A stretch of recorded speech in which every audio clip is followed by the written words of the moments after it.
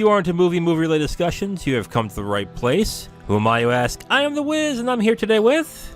Zero. How you doing today? A little crazy. Oh, yeah. But work stuff is starting to ramp up real hard, so just trying to put the chaos at bay until it's time. Yeah. Oh, man. I am praying for you that things aren't going too crazy, but I remember what it was like when I worked and things got nuts, so good luck on that one. Okay, so we are here today to review the movie The Blues Brothers, starring Dan Aykroyd and John Belushi, directed by John Landis.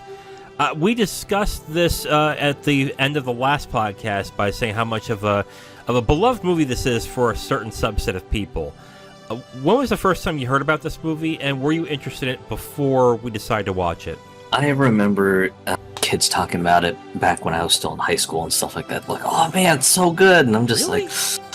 I don't know. But then again, my movie palette wasn't really quite that open when I was younger. I remember during my college years, just heard people talking about it, like, oh man, it's excellent. And I was like, doesn't seem like my kind of thing. So kind of passed on it then. So this was kind of like the first time I was like, all right, I guess I'll give this a crack and we'll see how it is. Yeah. I'm kind of shocked that it was high schoolers who were saying this movie is good, because there's a lot of old music in this. And if there's anything about high schoolers that I know from back in my day and our day to now, they think their music is the best. So I'm kind of shocked to hear that. May have been the fact that I was probably in band and also in marching band as well too, that the folks I was around probably had a real diverse palette on music and everything. Oh, so you're one of those nerds. Ew. Marching band? That's not true. Marching band people were actually pretty cool, but ew, you fucking nerd. God. Yeah. Ugh. Yeah, sweating in the hot sun. Don't worry. I wanted to be in choir, so let's not even get back. I won't even judge you on that, but just get right into the review of The Blues Brothers, starring Dan Aykroyd and John Belushi, directed by John Landis. Okay, so I want to point out one thing before I started watching the movie. This movie is 2.5 hours long. Like, I couldn't believe it when I started the disc up and I'm starting to watch them. All right, let's watch this. And you get the timer that's on the Blu-ray that tells you, you have 000 to X amount of time. Well, we watched the unrated version. And the first thing I saw was 2 hours and 27 minutes. Like, what? How is this movie 2 hours and 27 minutes? What kind of epic is this? Like, I actually was kind of stunned that I was able to sit through it, because a comedy that long, without it being deadly serious in some points, is kind of rare. Overall, I enjoyed the film, but I have some issues with it, regardless. But this movie reminded me of, immediately, I started thinking of the film Once, that me and Kim reviewed 2 weeks ago, where we really liked the music, but we hated the film part. The thing that made the movie a movie is the parts that we just did not like at all. And I felt the opposite about this movie, where, well, I did like the music. The music is fantastic in this movie. But I also like the film bits, like the comedy, some of the dance numbers and stuff like that. Like, that stuff worked for this movie. And I ended up really enjoying the film for the most part. I have some quibbles with this movie, definitely, but I enjoyed it. I, too, was shocked to see the runtime, because I was just like, I was mostly like you. I was just like, I don't know if this is going to be good by the end of this, because comedies I'm leery about if they run too long, because at that point it just feels like it's overstayed its welcome. So that too shocked me when I initially started up the movie. I was just like, are we sure? Yeah. Did you sit there and go, man, why did I choose the unrated version? Oh no, I mean, the motivation for me to go with the unrated version versus the theatrical one was, my concern was there was probably some jokes that they had to cut out for theater ratings and stuff like that. So I was like, all right, we got to see this in its unadulterated form. Yeah. I don't think that was the case. I think they did it to shed time. But even then, it was like, I read a little bit of what they put into the unrated version, and honestly, really isn't much. The only thing that that really helped the plot was an explanation as to why the car doesn't get destroyed. That's it. That's really the main thing to help the plot along, which I thought, which when I saw it, I was like, oh, that was kind of pointless, really. But yeah, all the gags, all the jokes are in there. There's nothing that's been cut. We're going to do light spoilers throughout. We're not going to have a spoiler section, so we will spoil certain things in the review, but we have kind of a rule with comedies. We don't spoil jokes, really. So if you're worried about that, don't worry. We're not going to. But for the most part, we're going to have light spoilers throughout. I find it funny that the performances are cheesy and wooden, but it really works in this movie. If I really are to rate like the performances of, let's say, the main characters of Aykroyd and Belushi, they're not great, but I think they're purposely wooden. Like, they're purposely supposed to be like very broad and very, I don't know, like they're not great, but I think that's that on purpose. They're supposed to be cheesy on purpose to a certain extent, just like a very dry type of way of delivering their lines. So when the other characters get involved with them, they kind of bounce off of those two. So I think that kind of worked on those characters. The one performance I think I liked the most out of this was Carrie Fisher, which I was stunned when I saw her in this. I was like, what is she doing here? But Yeah. but I'll say this. One, I think she's hilarious. And two, I think she's pretty hot in this too, strangely enough. Like, I watched this going, she's always been attractive, but like, man, she's hot in this. Holy shit. I was like, what am I thinking here? In performances, yeah, I think hers was the best, and the two main characters were good in their own way. And even like the peppering of all these pop acts, like James Brown, B.B. King, Ray Charles, Aretha Franklin, those can end up not looking great, but they really fit in the movie, and they actually feel pretty good when you're watching the movie. So like when I saw Ray Charles, I was like, oh, this might turn out bad, but he actually was okay. He was pretty good. So I think the performances are decent in this movie. Much like you mentioned, the two main characters, they're very wooden, but it's kind of in a corny way, so it works out. For me, I think what really surprised me were all the pop musicians, because I've seen this in like various forms of cinema where they'll say, hey, we've got this super famous, star, athlete, or musician, or what have you, and they're just kind of shoehorned into the movie, and in some cases they've had like zero training on how to act or anything, so usually their performances come off terribly. So it's just like, ooh, I'm not sure inviting this particular athlete to this movie was a great idea, because, it tanked the rest of the movie. And, I mean, that's something that I've seen so many times. But, yeah, just to see people like James Brown in this and Aretha Franklin, I'm just like, okay, this is interesting. They're very respectable artists during their heyday, but holy crap, they can also pull off the acting bit, too. Yeah, like... which is the one that you like the most? I'm really curious about on this one. Like, which pop artist and dance sequence did you like the most? I think for me, it was probably Ray Charles in the Music Store. I thought that one was freaking insane. Yeah, me, it's Aretha Franklin's one with Think, and the dance sequence with that and the Blues Brothers was actually pretty damn good, and it was. That scene, I think, was executed perfectly, because it does the plot right, and then on top of that, when the Blues Brothers just kind of step in and dance with them, it really fits really well in that, and it fits with the vibe of the film. I really enjoyed that scene, and it's Aretha Franklin, of course, because she's amazing, so that helps on that end. Let's get into, I guess, writing, the jokes, the way the plot rolls and everything. I found it strange that the film is both dark but slapsticky, and it kind of works in that way. A lot of the film is in like drab places, dark places, rundown areas, things like that, like seedy motels, things like that. When that stuff still works with the broad slapstick comedy that is in the movie. These guys live a very destitute life, and even though they showcase it in the film, there's still a lot of laughs in the film, so they don't dwell on it too much as the movie goes on.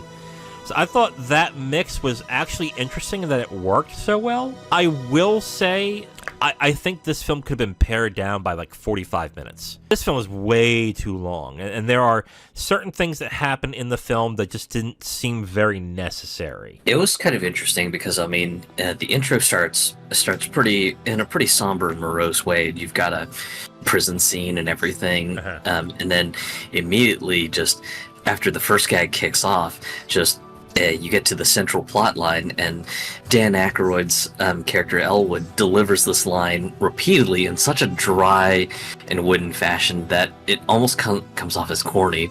And the gist of it is that they're on an ultimate mission from God. Yeah. And just the delivery every time, like, everyone asks the both of them, "What are you doing this for?" Just he'll drop that line, and it's just so hilariously corny. It goes from somber to slapstick, almost kind of on a dime, and then it just kind of goes from there.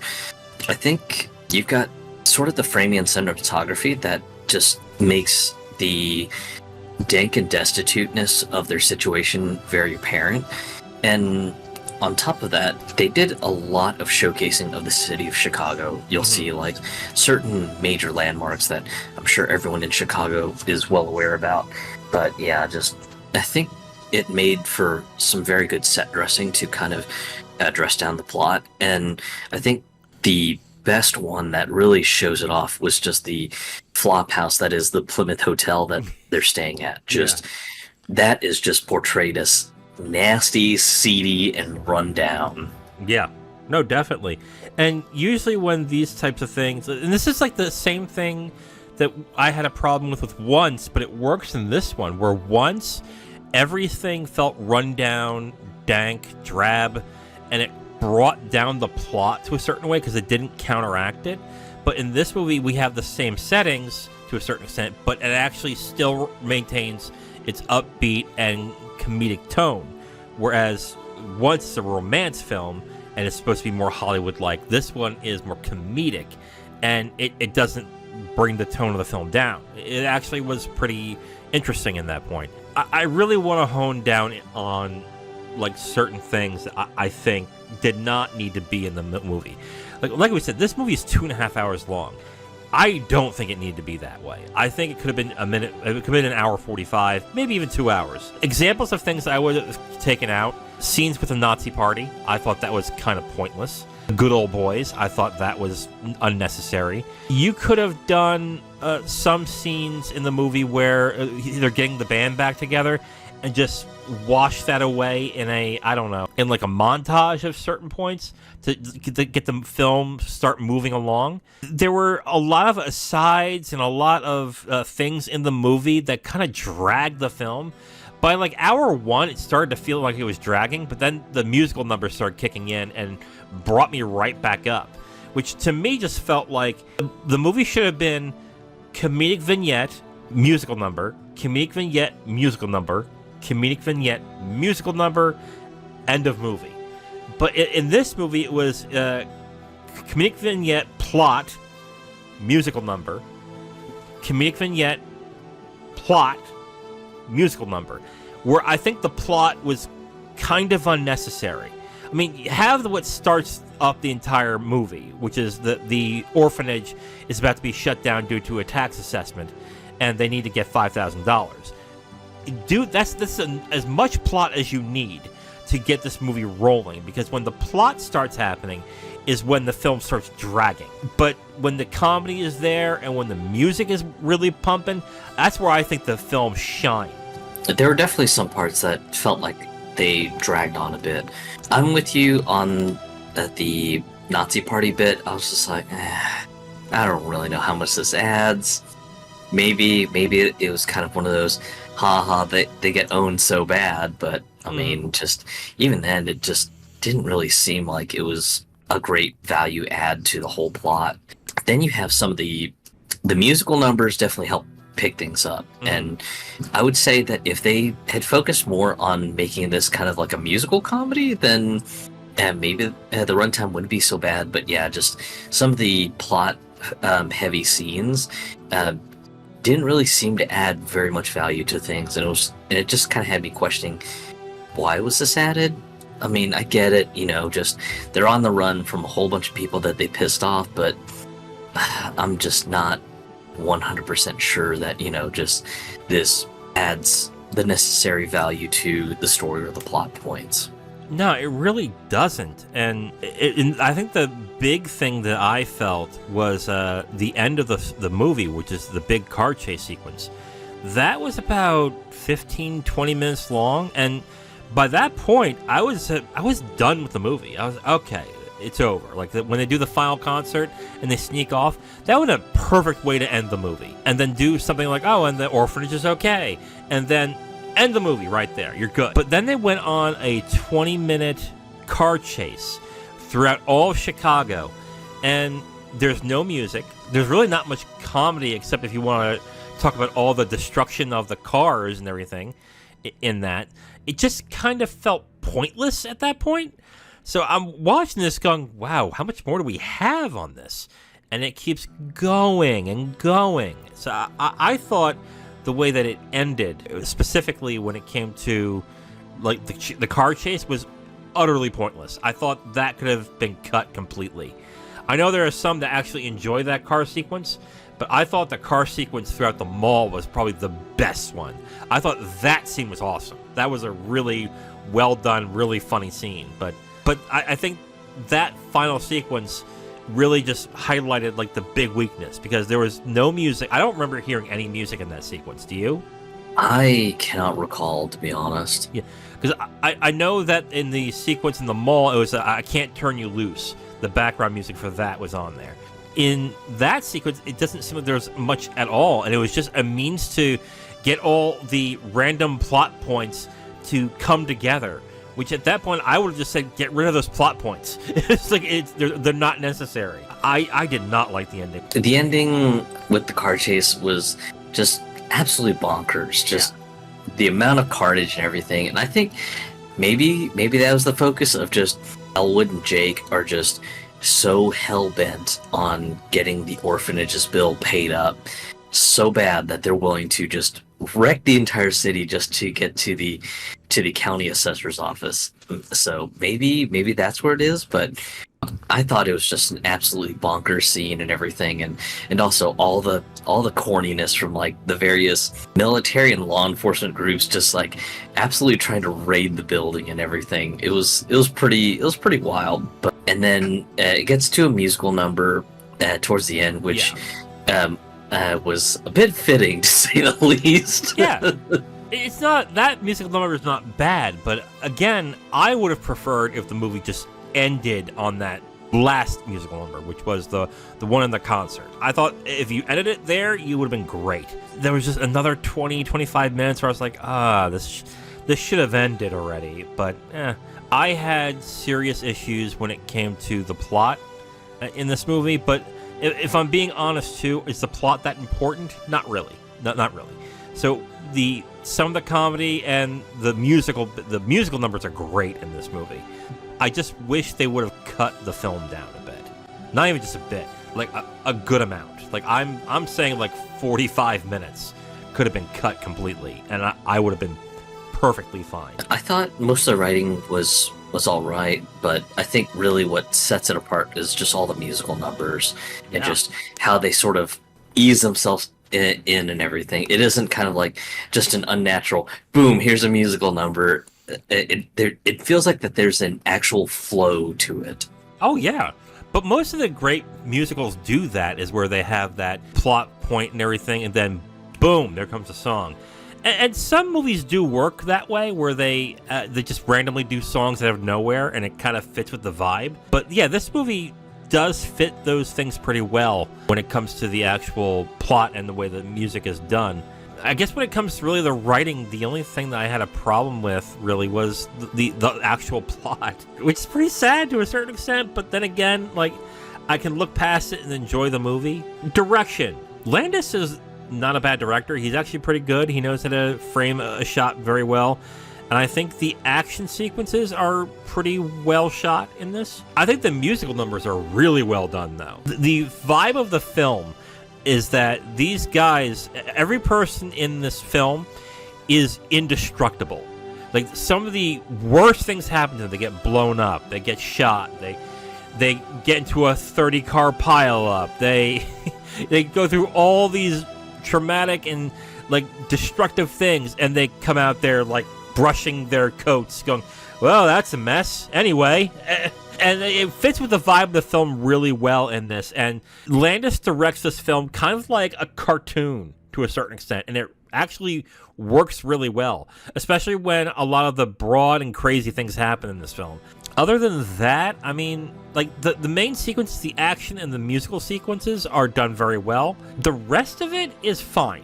Like, I don't see much else I can talk about with the direction. I kind of come off with a very, very similar take as well too. Just I love the flow into the musical numbers because it doesn't feel unnatural and shoehorned, and just how it's written that they kind of go from plot point to musical. Absolutely brilliant stuff. And then even kind of the wind down from the musical number back into sort of the plot line, it seems that there is a rhythm and flow to that too, which I thought was great. The plot stuff, while a bit wooden and a bit corny, it works. I mean, it's not like the gold standard of writing or anything, but I mean, I'd say it's fairly serviceable enough. But at the same time, just, you're right about the whole oddness of the Deus Ex Machina machine sort of working its way about where nobody gets hurt, nobody gets morbidly injured or anything. It's just kind of odd and almost, like you mentioned, cartoonish that, you know, just there could be a massive 30-car pileup, but coincidentally nobody dies. But I think that it adds to the charm. I think it's actually kind of funny in this movie. Where, oh yeah, it absolutely is. Where literally the main characters get blown up, and there is rubble around them, and they just get out of the rubble and go, well, let's get to the car. I'm like, I think that's kind of funny. I think the comedy, the slapstick nature, and the weird, the funny and odd way that this film runs is actually pretty good. I guess, like I said in the writing, I feel like it was way too long, and it should have been pared down significantly. But as for the direction's not bad. I like it. I like the feel of the film. And I think Landis hit that right in the head really nicely. So let's get into final thoughts. I enjoyed the Blues Brothers. I am a musical fan. I do like watching musicals. And the musical part and the comedic parts are actually its strongest suit in this film, especially when you have all these musical greats that are in the movie as well, like James Brown, Aretha Franklin, Ray Charles, and they add to the movie, which is, I think, the best part about this, is that you don't have to excuse them for being in there. Go, oh, you know, he's there, so whatever. They actually add to what's in the movie, which I really did appreciate and enjoy. But like I've said in the review, this movie's way too damn long. I'm thinking about it now, and if this was an hour and 30, hour and 45 minutes, I think this film would have been excellent. But because the film dragged, and you have these plot points that just seemed unnecessary, and the film ended way too long, I have to knock it down a couple of points. So I'm going to give this movie 3 stars out of 5. I think if they pared this down, this would have been a 4. But yeah, 3 stars out of 5 for me for the Blues Brothers. I'm probably going to be on a little bit more of a positive note. I'll probably give it an 80%. Oh, okay. But I think it's mostly because of the fact that I think the musical numbers are really what sets us apart and everything. Because the musical numbers are great. They don't kind of find corny ways to shoehorn them in and everything. And even just transitioning from the end of a musical number back into the plot, it just seems very natural. It doesn't seem like, oh, well, we hired pop artist so-and-so to do this song, so we have to do this song, and we have to do it right the fuck now. And because that's how it feels in some like other movies where they'll contract like a famous artist to do a song or whatever. Sometimes it just feels like some movies just go, oh, well, you know, all the kids like this artist. In theory, we got to shoehorn whatever like the hottest song of this artist is, and I don't know, you guys figure it the fuck out, and, you know, just cram it in there somewhere. Yeah. It's kind of like in Austin Powers, and this kind of works in Austin Powers too, where he's like, "Ladies and gentlemen, Burt Bacharach." It's kind of like how they do that in that sense. Or they do that in a lot of TV shows too, where randomly they stop the scene and then, oh, there's this new artist and we're going to highlight them or something along those lines. Yeah, I find that corny too. But I do like how they weave these artists into the plot and how they work. It really feels like that these artists were invested in the movie as well, which a lot of artists aren't like that at all. They just say, oh, yeah, I'll do this for 5 minutes, get my paycheck, and my song will be on another movie. Great. That's awesome. So I definitely like this. I agree with you. The musical sequences are excellent in this movie, and the way that they integrate in the plot is really good, too. I guess I'm just kind of surprised that you are not penalizing it as much for the length, because did the length not bother you? Or was the length not as bothersome as it was for me? The length seemed more kind of like a minor quibble to me. It's just like, it's running a bit long, but, there could have been some fine tuning, but, it's not an overall disaster or something. I don't think it's a disaster. I just think that if it was pared down to the main essence of the film, I think it would have been a much better film. And I know there's some people who enjoy the car chase sequence at the end, or they enjoy certain aspects of the plot, but I just don't think the plot is necessary for the film to run as well as it is. So that's my thing. And again, I'm much more picky about stuff. So when things start to nag on me, they start to nag. So, and I think that's what happened with me in this film. I started enjoying parts of the film, and then the film started to drag, and I was like, okay, can we move it along? So, yeah. 3 out of 5 stars for me. 80% for you, Zero? Yeah. Definitely watch this, but bear in mind, it's about 2 hours and 15 minutes, which I was completely surprised by. So, we like the Blues Brothers. Check it out if you haven't seen it